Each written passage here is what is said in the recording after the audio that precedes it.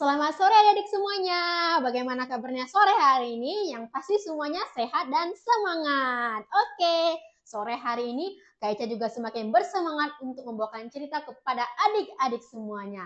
Tetapi sebelum Kak Ica memulai cerita kita pada sore hari ini, Kak Ica mau tunjukkan sebuah demonstrasi kepada adik-adik semuanya.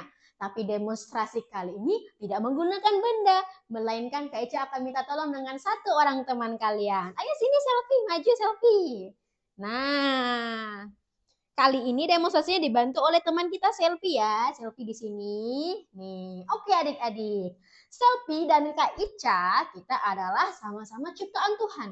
Tuhan ciptakan kita semuanya indah, bersih, termasuk awalnya hidup kita itu bersih. Bersih seperti apa Kak? Nih lihat, seperti kain putih ini adik-adik. Kenapa hidup kita bersih Kak? Karena Tuhan menciptakan kita pada mulanya tanpa dosa adik-adik. Kita tuh sebenarnya awalnya tanpa dosa. Dan hidup kita tuh putih seperti kain putih ini ya. Kakak akan coba pakaikan ke Selfie. Kakak izin pakaiinnya Selfie ya.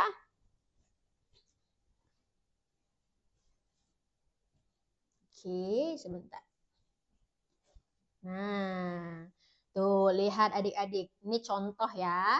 Kalian lihat hidup kita itu yang kita kenakan itu awalnya putih bersih seperti kain putih ini. Dan sebagai ciptaan Tuhan, kita harus menuruti melakukan perintah Tuhan. Dan kita tidak boleh melanggar.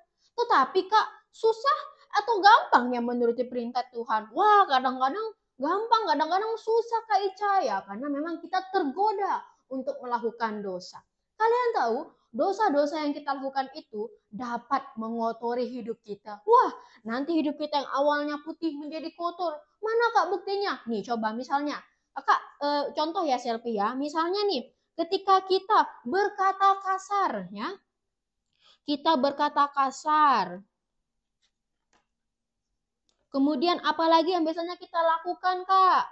Melawan orang tua. Nih. Melawan orang tua. Wah, bertambah lagi. Ketika kalian lakukan, maka perbuatan itu akan mengotori hidup kita. Apalagi Kak? Nih, berbohong. Wah, siapa di sini yang pernah berbohong?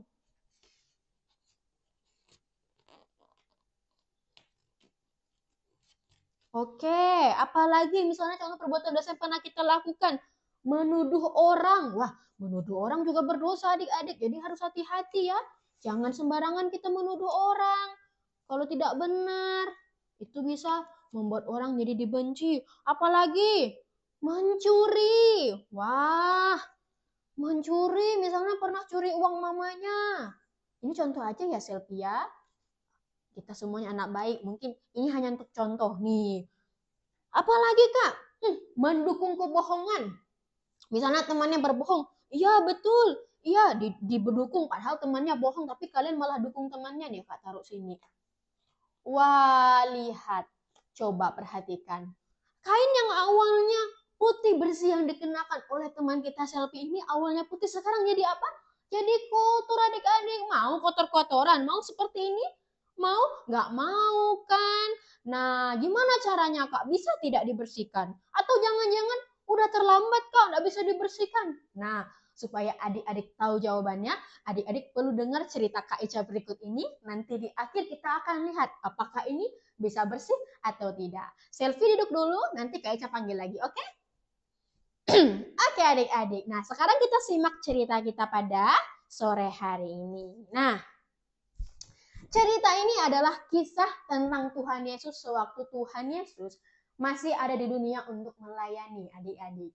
Dan pada saat itu diceritakan Tuhan Yesus itu sedang memasuki sebuah kota yang bernama kota Yeriko. Dan Tuhan Yesus berjalan di sepanjang kota itu adik-adik. Nah, coba Kak Ica tanya pada adik-adik semuanya. Misalnya ada orang terkenal, ada orang hebat yang masuk ke kota adik-adik semuanya. Orangnya sangat hebat dan membuat suatu keviralan lah dia menjadi terkenal. Kira-kira masyarakat di kota itu akan datang untuk menemui orang hebat ini atau tidak?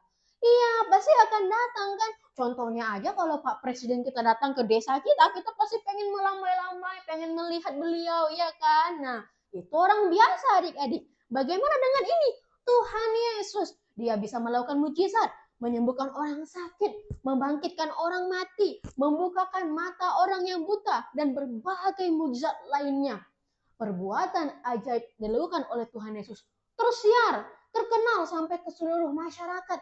Sehingga kalau Tuhan Yesus datang ke satu kota, pasti akan ada banyak orang yang datang untuk mengikuti dia karena mau melihat si Tuhan Yesus ini, adik-adik. Demikian juga dengan penduduk di kota Yeriko tersebut. Nih coba ya kita lihat ya. Nih, Tuhan Yesus berjalan di kota tersebut. Penduduk-penduduknya juga sangat bersemangat, sangat antusias untuk bertemu dengan Tuhan Yesus. Mereka berjalan berdesak-desakan, berbaris ya, dan berkumpul adik-adik berdesak-desakan untuk melihat Tuhan Yesus datang bersama murid-muridnya. Mereka tidak cuma berjalan, ada yang sampai berlari karena ingin melihat Tuhan Yesus datang, adik-adik. Wah, kira-kira sangat ramai tidak masyarakat saat itu? Sangat ramai, sampai sempit, panas. Tapi itu tidak membuat mereka lelah, adik-adik. Mereka begitu bersemangat untuk melihat Tuhan Yesus. Nah, saat orang-orang asik berdesak-desakan ya, begitu ramai, ada yang tinggi badannya, ada yang gemuk badannya, berbagai macam orang datang untuk melihat Tuhan Yesus. Ada satu orang nih, yang caranya beda. Dia pengen lihat Tuhan Yesus, tapi caranya beda, adik-adik. Nah, karena di situ ada sebuah pohon ya, nih ada pohon. Dan si orang ini, dia nggak ikut-ikutan seperti orang yang lain kayak berjalan gitu, berlari maju-maju, menyerobot di tengah-tengah kerumunan, enggak. Karena kenapa? Karena badannya pendek. Dia udah berusaha nih untuk berjalan di kerumunan orang ini, tapi masih saja tidak kelihatan, adik-adik, karena badannya pendek. Nah, orang ini namanya Zakheus.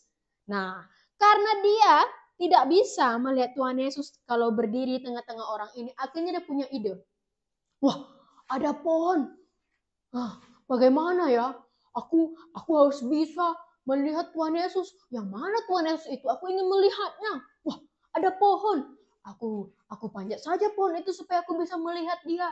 Akhirnya si Zakheus yang orang pendek ini, adik-adik, dia memanjat pohon ara, dan dari atas dia bisa melihat Tuhan Yesus berjalan. Wah, akhirnya kelihatanlah ini ya si Tuhan Yesus saat Zakheus memanjat pohon, adik-adik. Kemudian Tuhan Yesus terus berjalan, adik-adik. Tuhan Yesus terus berjalan. Tiba-tiba Tuhan Yesus berhenti di bawah pohon yang dipanjat sama Zakheus. Tuhan Yesus berhenti, Tuhan Yesus melihat ke atas pohon dan berkata kepada Zakheus begini. Zakheus, segeralah turun, sebab hari ini aku akan menginap di rumahmu. Wah, Zakheus kaget, kagum, tidak bisa berkata apa-apa. Sampai-sampai dia hampir terjatuh dari pohon, adik-adik, karena dia kaget mendengar perkataan Tuhan Yesus. Tuhan Yesus ingin menginap di rumahnya. Dia tidak menyangka Tuhan Yesus yang sanggup melakukan mujizat, seseorang yang sangat mulia, penuh mujizat, mau lo datang ke rumahnya, adik-adik. Zakheus pun kaget. Tetapi nih adik-adik, akhirnya Zakheus pun turun. Ceritanya Zakheus turun ya. Nih, dia menemui Tuhan Yesus. Tetapi ada orang-orang yang juga kaget sama kayak Zakheus. Zakheus terkejut Tuhan Yesus datang ke rumahnya. Orang-orang ini juga kaget. Mereka terkejut, kenapa Tuhan Yesus mau menginap di rumah Zakheus? Lah, memangnya kenapa kalau mereka menginap di rumah Zakheus? Ada yang salah? Orang-orang itu berbisik. Lihat, Tuhan Yesus mau menginap di rumahnya. Ih, iya. Kenapa ya? Kok dia mau menginap di rumah Zakheus? Zakheus kan orang berdosa. Tuhan kok mau yang nginap di rumah orang pendosa? Zakheus itu orang jahat. Dia bukan orang baik. Dia tuh orang pendosa. Di rumahnya tuh banyak dosa. Nggak pantas kalau Tuhan Yesus masuk ke rumahnya. Nggak layak, rumahnya itu banyak dosa. Kenapa ya mau menginap di rumah Zakheus? Oh, jadi itu sebabnya adik-adik. Mereka mengecap dan menjuluki Zakheus ini tukang pendosa. Kenapa? Karena ternyata Zakheus ini adalah seorang yang kaya. Kenapa dia kaya? Karena dia bekerja sebagai kepala pemungut cukai. Jadi pemungut cukai itu adalah seseorang yang bekerja untuk petugasnya itu menagih pajak kepada orang Yahudi nanti diserahkan kepada orang Romawi. Dan masyarakat mengenal si pemungut cukai ini adalah orang-orang yang tukang korupsi, adik-adik. Kalau korupsi dosa atau tidak? Dosa. Nah, makanya mereka menjuluki Zakheus itu orang pendosa. Pantaslah mereka berbisik-bisik kan, membicarakan yang tentang Zakheus. Ternyata Zakheus ini di tengah masyarakat itu dikenal tidak baik gitu, adik-adik.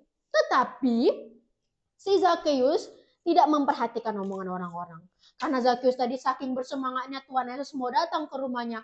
Zakheus pun segera turun dengan penuh semangat. Dia menyambut dan mengajak Tuhan Yesus untuk datang ke rumahnya, adik-adik. Akhirnya dia sambutlah Tuhan Yesus datang ke rumahnya, ya. Nih, dia menyuguhkan makanan kepada Tuhan Yesus dan mereka makan bersama. Zakheus, adik-adik, nih, ini dia. Ini dia yang paling penting. Zakheus merasa terharu, merasa tersentuh karena Tuhan Yesus ini kan sangat mulia. Dia bisa melakukan mujizat, dia bisa melakukan segala sesuatu, dia bisa menyembuhkan orang sakit. Tetapi dia mau loh masuk ke rumah Zakheus yang dia ini dicap orang pendosa gitu, tukang korupsi gitu. Tapi dia mau datang ke rumah Zakheus. Karena Tuhan Yesus mau datang ke rumahnya, akhirnya Zakheus apa? Dia merasa terharu, dia merasa dirinya diterima, disambut, dihargai, dan tidak dipandang sebelah mata sebagai orang pendosa, adik-adik. Dan dia pun akhirnya berpikir untuk bertobat. Apa yang dikatakan Zakheus? Tuhan, dengarkan aku Tuhan. Setengah dari hargaku akan kuambil dan akan kuserahkan kepada orang miskin Tuhan. Dan kalau misalnya di masa lalu aku pernah merampas harta orang miskin, aku berjanji aku akan mengembalikannya 4 kali lipat Tuhan. Kata Zakheus, adik-adik. Wah, ternyata Zakheus menyatakan pertobatannya, adik-adik. Dan apa respon dari Tuhan Yesus ketika Zakheus bertobat? Zakheus, dengarkanlah hari ini. Mulai hari ini telah terjadi keselamatan dan pertobatan di rumahmu. Engkau dan seisi rumahmu. Wah, kasih tepuk tangan dulu. Hebat sekali adik-adik, lihat. Kasih Tuhan Yesus itu menerima orang tanpa membeda-bedakan itu tidak hanya membuat orang menjadi merasa berharga. Tetapi kasih Tuhan Yesus juga membuat satu orang ini bertobat. Akhirnya Zakheus pun bertobat dan meninggalkan pekerjaan perbuatan dosanya. Kasih tepuk tangan untuk cerita kita sore hari ini. Nah, sini kakak akan tunjukin lagi demonstrasi tadi adik-adik. Nah, adik-adik mungkin dalam hidup kita juga sama seperti Zakheus tadi adik-adik. Kita pernah berbuat dosa di masa lalu. Kita pernah melakukan hal yang melanggar perintah Tuhan yang membuat hidup kita menjadi kotor seperti kain putih yang dikenakan oleh teman kita ini.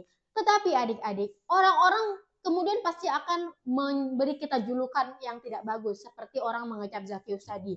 Dasar pendosa, dasar anak nakal, dasar anak tidak berguna. Ih, nakal sekali, jangan berteman dengan dia, dan lain-lain sebagainya.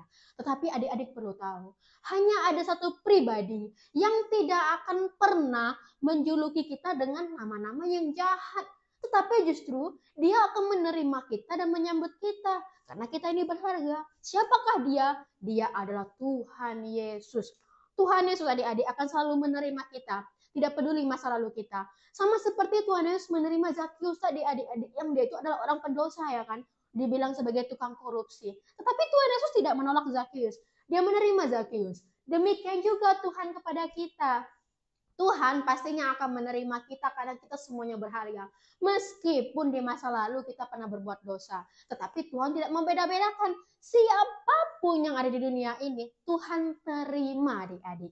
Tuhan tidak pandang masa lalu kita. Karena Tuhan mau menerima kita apa adanya tanpa membeda-bedakan. Nah, dengan cara apa Kak? Dengan cara asalkan kita datang kita berani untuk datang mengakui segala dosa perbuatan dosa kita, minta ampun kepada Tuhan dan berjanji tidak mengulanginya lagi. Nah, gimana caranya Kak? Dengan cara seperti itu adik-adik. Kita mengakui dosa kita ya kan.